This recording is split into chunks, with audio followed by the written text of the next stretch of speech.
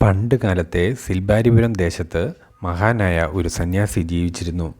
അദ്ദേഹം വഴിയിലൂടെ നടന്നു പോകവേ ഒരു മരച്ചുവട്ടിൽ കിടക്കുന്ന യുവാവിനെ കണ്ടു. സന്യാസി അയാളുടെ വിഷമം എന്താണെന്ന് തിരക്കി.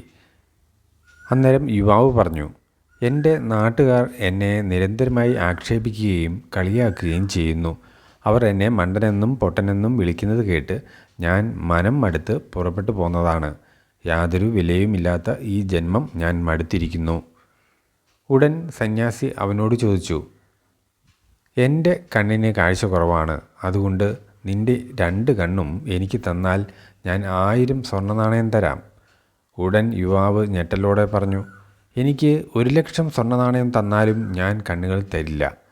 അന്നേരം സന്യാസി പറഞ്ഞു, നിൻ്റെ 2 കണ്ണുകൾക്ക് 1,00,000 സ്വർണ്ണനാണയത്തേക്കാൾ വിലയുണ്ടെങ്കിൽ നിൻ്റെ ചെവിക്കും തലച്ചോറിനും കൈകൾക്കും കാലുകൾക്കും എല്ലാം കൂടി എത്രമാത്രം വിലയുണ്ടാകും?